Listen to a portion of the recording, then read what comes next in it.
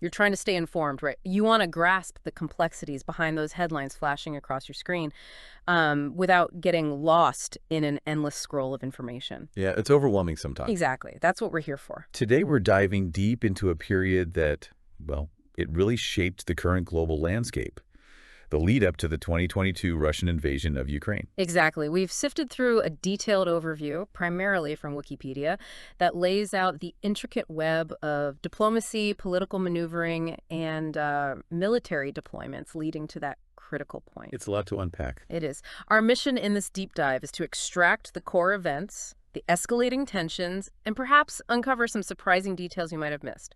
We're aiming for that clear, concise understanding, those aha moments, that bring clarity without overwhelming you.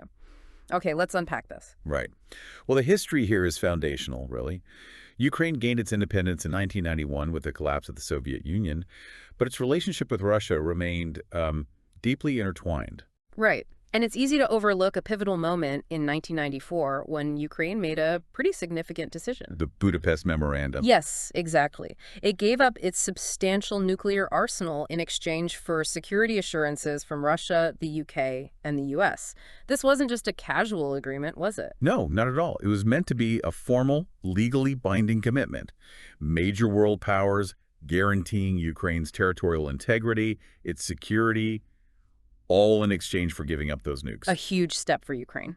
Absolutely. Yeah. And what's fascinating is that in 1999, Russia itself signed on to this charter, the Charter of Fundamental Rights of the European Union, which explicitly reaffirmed every state's right to choose its own security arrangement. Including alliances. Including alliances, yes. So on paper, Ukraine had the clear right to align itself as it saw fit. Okay, but if Russia signed this charter guaranteeing that right, why the intense reaction later to Ukraine, even considering NATO? It feels like a contradiction. Well, that's the crux of it, isn't it? Was it inconsistency or something deeper strategically?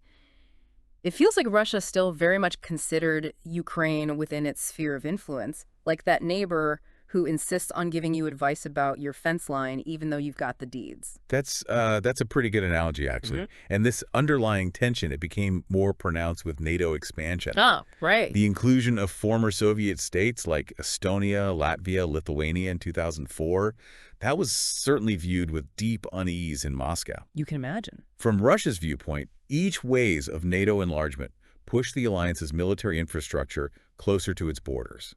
It shifted the strategic landscape in a way they saw as, well, detrimental to their security. This long-standing concern is really critical to understanding their later actions. No, and then we get to 2008, when NATO declared that Ukraine could eventually join.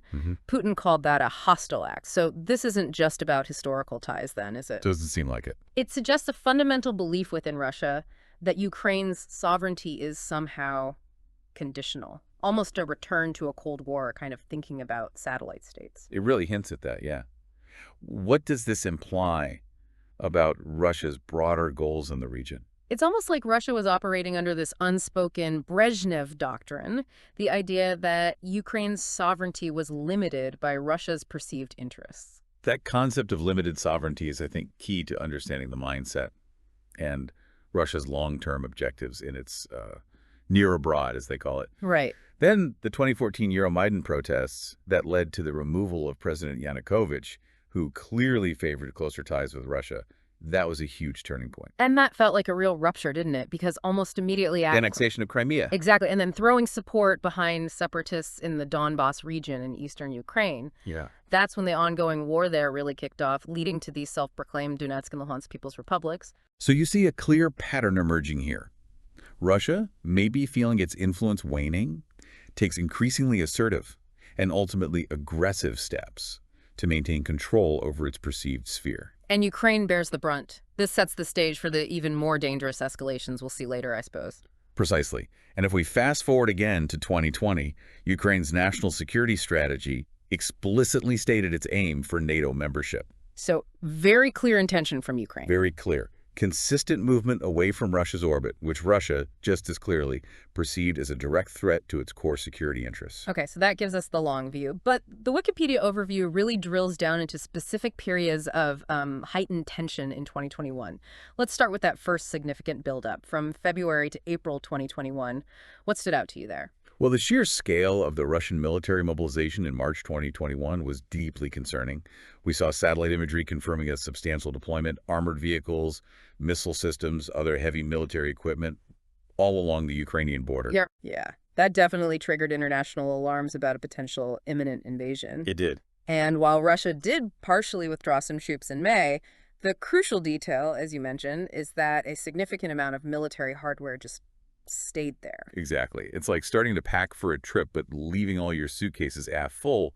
It strongly suggests you haven't really unpacked. Good analogy. Meanwhile, NATO conducted its large-scale Defender Europe 2021 exercises. Right. Involving a considerable number of troops from various allied nations. 28,000 troops, 27 countries.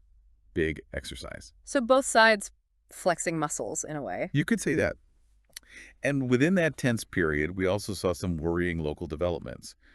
Separatist leaders in Donetsk were claiming they'd been granted permission to use preventative fire for destruction. Which sound ominous. It does. Then Russia refused to extend the ceasefire in the Donbas region on April 1st. And there was a noticeable increase in the movement of Russian military equipment towards both the Ukrainian border and the Crimean Peninsula. And the information space was already becoming a battleground, wasn't it? Oh, absolutely. Russian pre-Kremlin media put out a claim that a Ukrainian drone attack had killed a child in Donbas. Which was later found unverified. Correct. The OSCE, that's the Organization for Security and Cooperation in Europe, they monitor the situation on the ground. They later stated it was unverified. But the damage is done with claims like that, often. Tragically, yes. And we also saw confirmed casualties on the Ukrainian side due to shelling.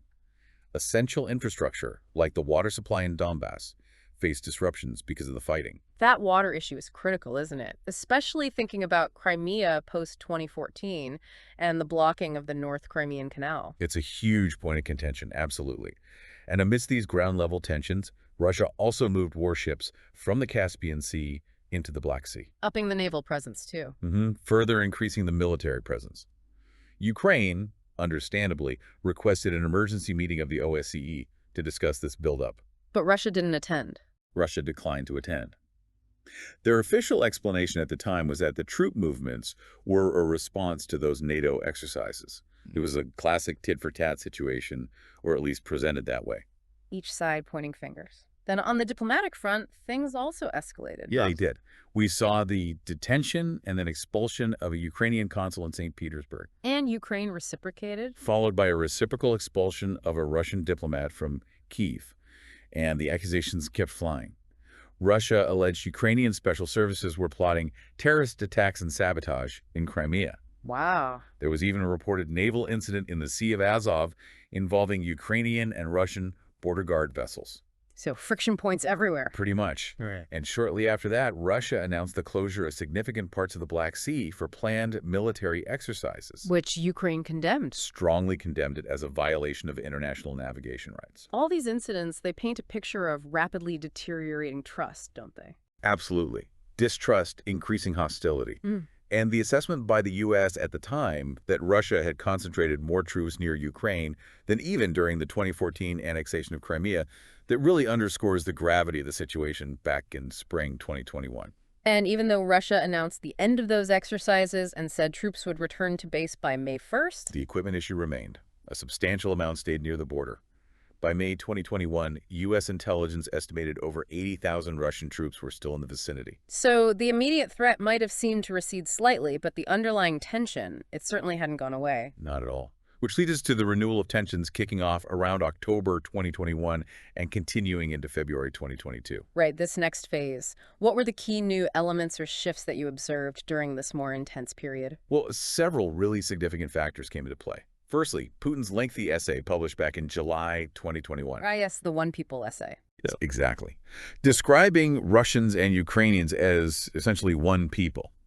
This was widely interpreted by many as laying a historical and ideological justification for Russia's claims on Ukraine, basically denying the legitimacy of a distinct Ukrainian national identity. It caused a lot of concern, I remember. Was it seen purely as justification, or were there other interpretations floating around? Like maybe it was for a domestic audience. There were discussions about that, yeah. Domestic consumption versus signaling intent. But regardless of the immediate intent, it certainly fueled concerns about Russia's long-term intentions towards Ukraine. Yeah, that essay definitely felt like a rhetorical escalation, kind of laying the groundwork. And then in October, we saw that article by Dmitry Medvedev, Right, saying dialogue with the current Ukrainian leadership was pointless. and that Russia should just wait for a future, more amenable government in Kyiv. Doesn't exactly sound like a diplomatic approach, does it? Not really. It signaled a significant hardening of Russia's official stance, didn't it? A dismissal of the current government and a preference for something more aligned with Russian interests. Precisely, and this coincided with yet another substantial increase in Russian troops near the Ukrainian border. By November 2021, Ukrainian intelligence estimates put that figure around 100,000 troops. And predictably, the official line from Moscow was, Denial. Denying any invasion plans, while simultaneously accusing NATO of provocative military exercises in the Black Sea. the familiar pattern, deny and deflect.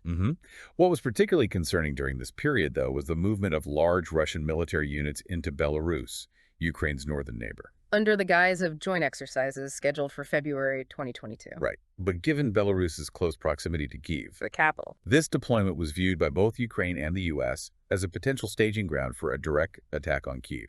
That significantly raised the stakes. Absolutely. And by January 2022, even President Biden was publicly stating his conviction that Russia was planning to invade. And warning of severe consequences. That's a pretty strong, direct statement from a world leader, reflecting the intelligence assessments and, frankly, a growing sense of alarm. Yeah, a sense of inevitability, perhaps. It felt that way. Yeah. Russia's subsequent announcement of major naval exercises spanning multiple seas in January only amplified these concerns. And then you have those less overt but equally telling indicators, like the reports of Russia stockpiling blood supplies near the border. Yeah, and other essential medical materials. That's certainly not standard practice for routine military exercises. Wow, that detail about the blood supplies is chilling. It really shifts the perception from routine exercises to something far more ominous. Were those reports widely known at the time? They were certainly circulating within intelligence communities, and some news outlets were reporting it. It contributed to the overall sense of an impending crisis. Meanwhile, President Zelensky of Ukraine was himself warning publicly. Yeah, about the potential for invasion, specifically highlighting the risk of an initial move into Donbass potentially escalating into a much larger war. And in a truly remarkable move, that retired Russian Colonel General Leonid Ivashov. Yes. Penned an open letter condemning Putin's policy of deliberately provoking war with Ukraine. He even called for Putin's resignation. That's significant internal dissent, isn't it? From within the military establishment, no less. It really is quite telling. It suggests that even within circles you might expect to support Putin's actions, there were deep reservations about the path he was taking. It offers a glimpse into the complexity of opinions within Russia itself. Absolutely underscores that it wasn't necessarily universal support within Russia for this aggressive posture. No. By February 2022, U.S. intelligence assessments indicated a massive concentration. Approximately 83 Russian tactical battalions. Which is a lot. It represents a staggering 70% of Russia's total combat capabilities, positioned for a potential large-scale invasion. The perceived window is mid-February to late March. These tactical battalions are significant mobile fighting units, hundreds of personnel, infantry, armor, artillery. Just gives you a sense of the combat power amassed. And the naval buildup continued in parallel. 6 Russian landing ships deployed to the Black Sea in February. Again, officially for exercises. But it drew strong protests from Ukraine because it effectively blocked crucial commercial shipping routes. Right. Then those joint Belarus-Russia exercises kicked off near the Ukrainian border. Involving a very substantial 30,000 Russian troops. Ukraine, in response, held its own exercises. The numbers were just staggering. By mid-February, estimates put the total Russian forces around Ukraine's borders at something like 140,000. Around that, yes. The U.S. began issuing increasingly stark warnings. Attack could occur at any time. Leading to evacuations of diplomatic staff, advisories for citizens to leave. It felt like the world was holding its collective breath. It really did. In a diplomatic effort, Ukraine invoked the Vienna document, those OSCE agreements on transparency, To ask for explanations. formally requesting explanations from both Belarus and Russia about their military activities. Interestingly, there were even some reported agreements on confidence-building measures between the Ukrainian and Belarusian defense ministers. A small glimmer, perhaps? Perhaps, but the Russian delegation continued its conspicuous absence from the OSCE meetings Ukraine had requested. So some channels may be open, but Russia seemed unwilling to engage meaningfully. That's how it looked. Then, adding to the sense of crisis, Russia announced further missile tests for mid-February. And tragically, around February 17th, the conflict in Donbass saw a significant intensification. A dramatic surge in reported ceasefire violations. The situation on the ground was deteriorating very, very rapidly. Yeah. Indeed. Following this sharp increase in violence, separatist leaders in Donetsk and Luhansk announced the immediate evacuation of civilians to Russia. And declared general mobilization. Correct. We also started getting reports of explosions within Luhansk and Donetsk, an oil pipeline, a car bomb, all amidst this sharply increased shelling. And the OSCE's monitoring mission confirmed this spike. Oh yes. Reported a massive increase in ceasefire violations, a stark indicator the fragile peace had completely collapsed. Adding to the murkiness, the Russian FSB reported an alleged shelling of a border facility. And claimed to have killed Ukrainian saboteurs, allegations Kyiv vehemently denied. And this is where concerns about false flag operations really ramped up, right? Exactly. Mounting evidence strongly suggested many of these reported attacks and the evacuations were actually staged by Russia. To create a pretext. A deliberate effort to create a pretext for military intervention. That's the consensus among many international analysts.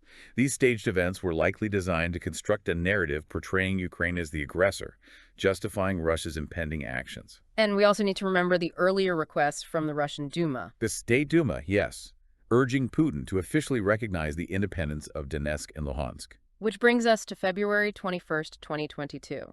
That day felt like the hinge point, didn't it? The moment when full-scale invasion became almost inevitable, yeah.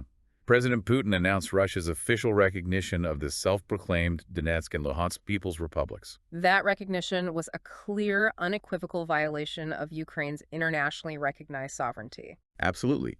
Putin followed this by signing decrees formally recognizing their supposed independence and inking cooperation agreements, including military aid. And then came that lengthy, televised address. Yes, justifying the decision with, well, a particular narrative of historical claims and baseless accusations of genocide and neo-Nazism in Ukraine. That speech was something else.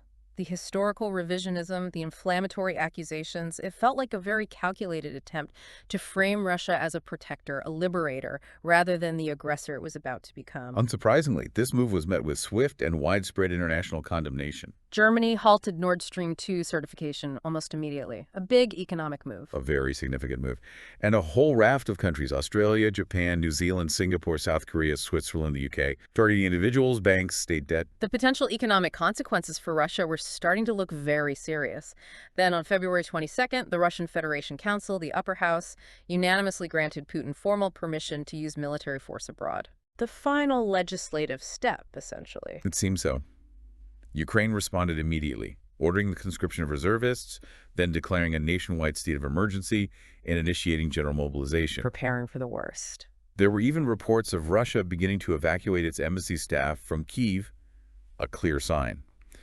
And cyber attacks targeting Ukrainian government and banking websites also intensified around this time. Destabilization efforts. And the Kremlin issued a statement claiming the separatist leaders had formally requested military assistance from Russia. Providing their primary justification. Exactly.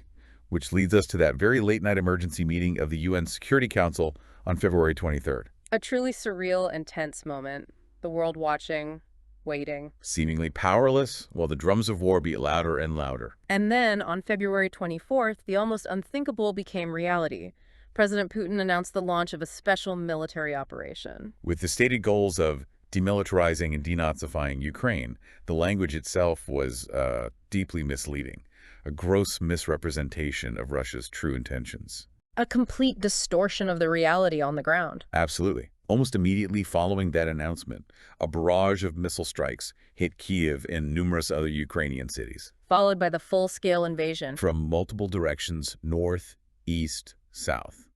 Ukraine's response was immediate. Martial law, full general mobilization. The international condemnation was widespread, immediate, and unequivocal. Throughout this whole escalating crisis, there were numerous diplomatic efforts, weren't there? Talks between NATO and Russia, UN Security Council meetings, endless calls between leaders. Absolutely. Biden, Putin, Macron, Zelensky. Lots of high-level discussions. But ultimately, these initiatives weren't enough to avert catastrophe. No. Russia's fundamental demands no further NATO expansion, especially Ukraine, and withdrawal of NATO forces from Eastern Europe were simply non-negotiable for NATO and the U.S. Red lines for both sides, effectively. It seems so. While there was a stated willingness to discuss other, less core security concerns, these fundamental disagreements remained unresolved. Ultimately, diplomacy failed to prevent the invasion. It really is striking looking back at the timeline. All those diplomatic engagements, high-level meetings, statements from international organizations, governments, even religious leaders, all calling for de-escalation, for peace. Desperately calling for it. And yet the invasion still happened. It kind of underscores the limits of diplomacy when one party seems determined on a military path, regardless of norms or consequences. It does raise profound questions about that. The international reactions were diverse, of course.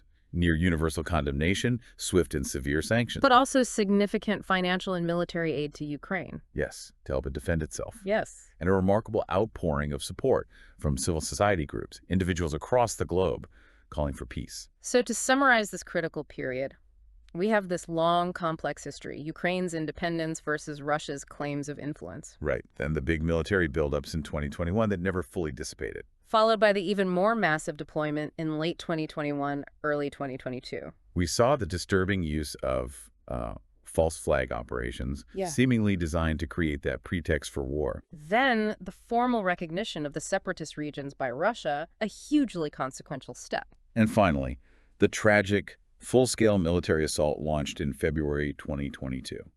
It's a deeply intricate sequence of events, multiple actors, distinct perspectives, strategic objectives. And understanding this detailed lead-up is absolutely crucial, isn't it? For truly grasping the roots of the ongoing conflict and the entrenched issues that continue to fuel it. Absolutely essential. It really does make you think, though. Considering that long, often fraught history, the intense but ultimately failed diplomacy, all the signals, was there a specific moment, a decision point, where the trajectory might genuinely have been altered? Could things have gone differently? That's the million-dollar question, isn't it? Hindsight is always clearer, but...